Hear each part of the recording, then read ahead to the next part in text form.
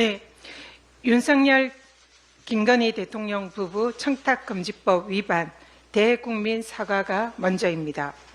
김건희 여사의 명품백 수수 사건의 본질은 윤석열 대통령의 청탁금지법 위반, 사실상 대통령의 범죄입니다.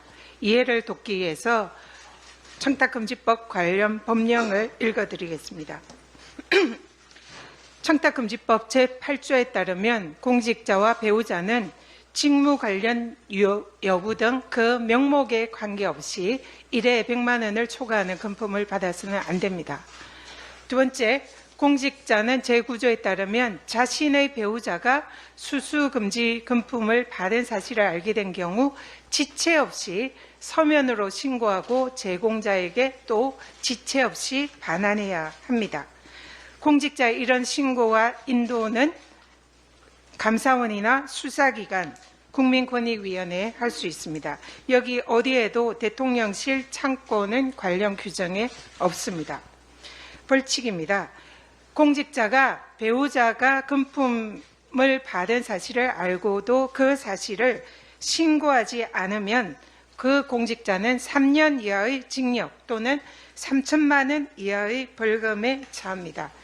이 사안은 굉장히 간단하고 명쾌한 내용입니다. 그래서 통상적으로 이런 사실은 검찰에서 약식 명령에 의해서 대부분 처리되는 그런 매우 심플한 간단한 사안이라는 거 말씀드립니다. 그런데 대통령께서 국민들에게 자인한 바와 같이 최재형 목사에게 박절하지 못했던 김건희 여사가 명품백을 수수한 것을 인정했습니다. 그리고 그런 아내에게 박절하지 못했던 공직자인 대통령은 그 사실을 알고도 청탁금지법의 규정을 어기고 이를 신고도 하지 않고 반환도 하지 않았기 때문에 이는 청탁금지법 규정상 명백한 윤석열 대통령의 청탁금지법 위반입니다. 관련법에 따르면 다음 PPT 보이시죠? 청탁금지법에 따르면 직무 관련성이 있으면 일체의 금품 수수가 금지됩니다. 그리고 직무 관련성이 없더라도 1회 100만 원, 연 300만 원 이상 초과시는 공직자가 그를 즉각적으로 신고나 반환하지 않는다면 무조건 3년 이하의 징역이나 벌금 3천만 원 이하의 벌금형이 성립합니다. 손바닥으로 하늘을 가릴 수는 없습니다. 맡은 바 소임을 다해서 진실을 밝히려 했던 강직한 권익위 공직자가 희생이 되었습니다. 너무나 애달고 가슴이 찢어집니다. 대통령의 측근으로 포진된 국민권익위원회나 검찰이 아무리 청탁금지법 규정을 외면하고 대통령 부부에게 면죄부를 주려고 하더라도 권익위의 김상현 국장, 해병대 박정훈 대령 같은 정권의 불의에 저항하고 정의를 지키려는 제2, 제3의 강직하고 의로운 공무원이 계속 나올 것입니다. 공직자인 대통령의 배우자의 법령상 금지된 고가의 명품백 수수, 이제는 윤석열 대통령과 김건희 여사가 먼저 국민들에게 공개 사과하시기 바랍니다. 국민의힘도 명심하기 바랍니다. 국민의힘이 지켜야 할 것은 김건희 여사가 아니라 강직하게 자신의 소임을 다하려다 희생된 권익위의 김 국장입니다. 또한 오늘도 묵묵히 자기 소임에 최선을 다하는 공직자들과 하루하루 땀 흘려 힘겹게 살아가고 있는 우리 국민들입니다.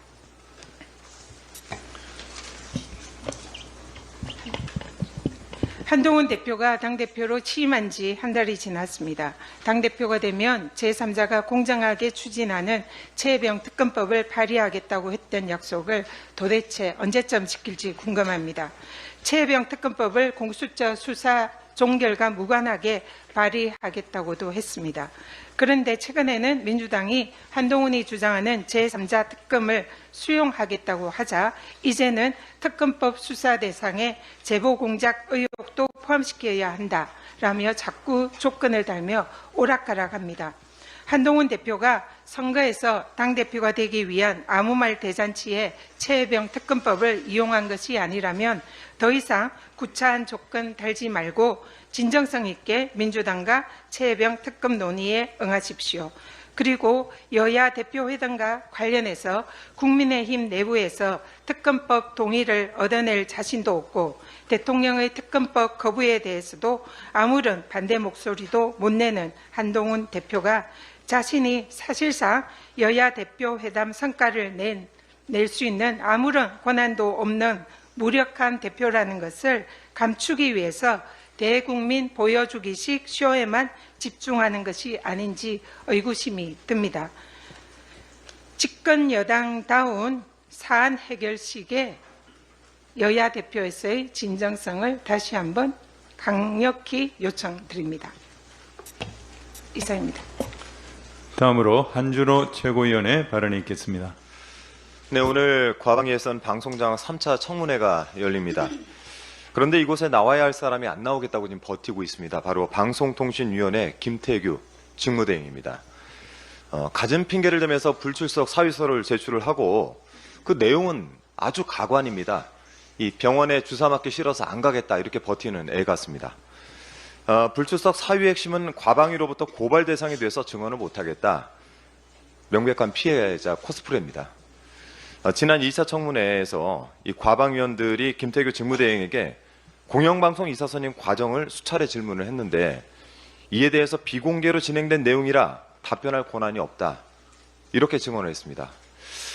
자, 청문회 내내 이런 상황들이 반복되면서 이에 대해서 국회 증언감정법 제12조에 따라서 고발 조치를 한 것인데 김태규 직무대행께서는 이게 억울합니까? 본인 발언을 한번 살펴보겠습니다. 저는 위원회 구성 문제에 지나지 않는다. 그래서 권한이 없다. 이 발언은 궤변입니다. 공영방송 이사 선임과 관련된 회의는 인사관리에 관한 사항이므로 비공개하겠다 결정, 이게 누가 한 겁니까? 바로 본인이 한 것입니다. 방통위법 제13조에 따르면 위원회 의결로 비공개 결정을 하도록 되어 있습니다. 본인이 비공개로 결정을 해놓고 비공개로 진행된 내용에 대해서 답변을 할 권한이 없다. 이런 이야기는 궤변이 아니고 뭐겠습니까? 더욱 가관인 것은 권한도 없다는 사람이 오늘 임명장을 받기 위해서 출석을 할 수 없다. 이렇게 불출석 사유서에 제출을 했습니다. 위법적인 이준수, 김태규 이 2인 체제는 7월 31일 오후 5시에 전체 회의를 열어서 1시간 반 동안 83명의 이사 후보를 심의를 했습니다. 후보자 한 명당 1분가량 걸린 셈인데 저는 이게 가능한지 모르겠습니다. 기네스북에 오를 것 같습니다. 자, 이렇게 날림으로 선임한 이사들 몇몇도 휘황찬란합니다. 법조비리 스캔들 소위 스폰서 검사 사건에 등장하는 인물이 있는가 하면 KBS 이사로 앉힌 인물은 방통위 측 소송 대리인으로 방통위를 비호하고 있습니다. 이런 자들을 앉히기 위해서 군사작전하듯이 심의를 뚝딱 해치운 것입니다. 윤석열 정권의 동조에서 공영방송 장악에 부역할 만한 인물이라면 결격 사유가 있든지 없든지 한 자리씩 내준 것입니다. 오늘 뉴스에 대한 대중들의 반응입니다. 한준호 최고, 언론개혁몸으로 싸워온 분답게 기대합니다. 민주당 최고위원팀 흐뭇하네요. 대한민국의 울타리는 헌법이다. 누가 이 울타리 헌법을 부정하는가? 최고위는 웅변하듯이 용지를 읽어 내려가는 것이 아니라 대화하듯 전달하는 능력이 있어야 한다. 탄핵 조건이 차고 넘치는데 한시바삐 탄핵해야 한다.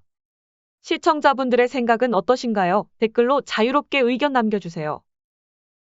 자, 그러면 지금부터 잠시만 주목해 주시기 바랍니다. 제가 구독자분들을 위해서 깜짝 선물을 하나 준비했는데요.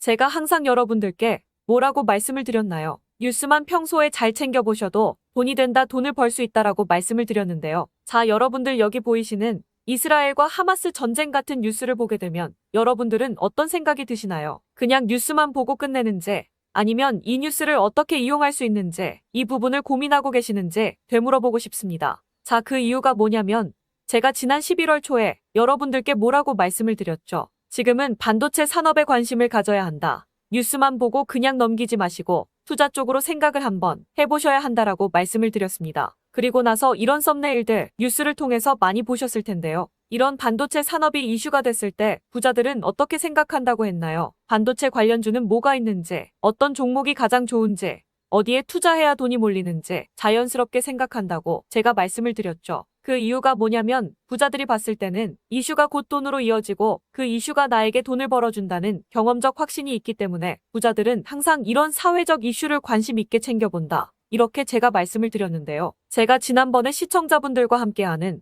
주식으로 수익 내기 이벤트를 진행했었는데요. 당연히 100% 무료로 진행을 했었고, 자, 여기 보시면 아시겠지만 제가 지난번에도 저한테 구독이라는 문자 남겨주신 모든 시청자분들께 이렇게 반도체 관련주 중에 가장 급등할 확률이 높은 딱 한 종목, 많은 종목이 아니라 딱 제주반도체 한 종목을 여러분들에게 추천드렸어요. 그러면서 여기 나와 있는 대로 정확히 얼마에 매수해야 하는지, 그리고 수익률이 어느 정도 나왔을 때 팔아야 하는지 이런 부분들까지 여러분들에게 정확히 알려드렸었는데, 자, 지금 실제로 어떻게 되었나요? 오른쪽을 보시면 아시겠지만 제가 11월 초에 문자로 이 제주반도체를 소개해드리고 나서 실제로 한 달도 지나지 않아서 이렇게 주가가 2배 이상 급등이 나왔습니다. 그리고 1월 말까지 이 상승세가 계속해서 이어졌죠. 그래서 당시에도 굉장히 많은 분들이 제가 드린 이 종목 제주반도체로 수익을 내실 수가 있었을 텐데요. 다시 한번 축하드린다는 말씀을 드리겠고, 자, 이번에도 마찬가지입니다. 최근에 이슈되고 있는 것이 이 하마스와 이스라엘 전쟁이기 때문에 우리가 이렇게 생각해 봐야겠죠. 전쟁이 계속해서 심화되면 피해가 커지기 때문에 전쟁에 필요한 물자나 의료 지원 물품들이 반드시 필요할 수밖에 없다. 그럼 그 중에서 전쟁을 실제로 해본 경험이 있고 의료 수준이 높은 우리나라 기업들 중에 한 곳이 가장 크게 부각받을 수밖에 없다.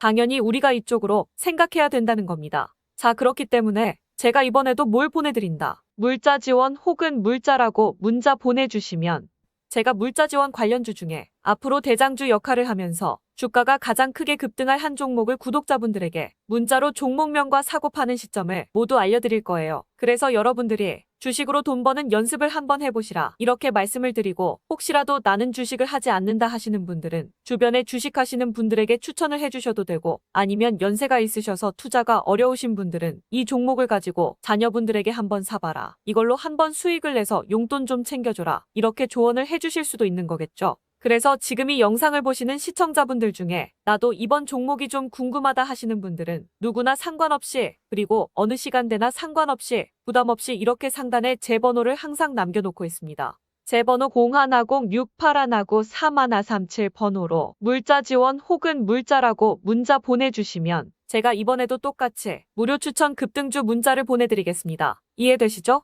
그래서 제 번호 010-6819-3137 번호로 물자 지원 혹은 물자라고 문자 보내주시면 여러분들이 직접 이슈를 통해서 돈 버는 연습을 해보실 수가 있는 거고, 제가 돈을 받는 것도 아니고 투자를 대신해 드리는 것도 아니니까 부담 없이 신청해 주시면 되는 겁니다. 그리고 수익이 나면 저는 다른 것은 바라지 않습니다. 제 채널에 구독, 좋아요 한 번씩만 눌러주시기만 하시면 됩니다.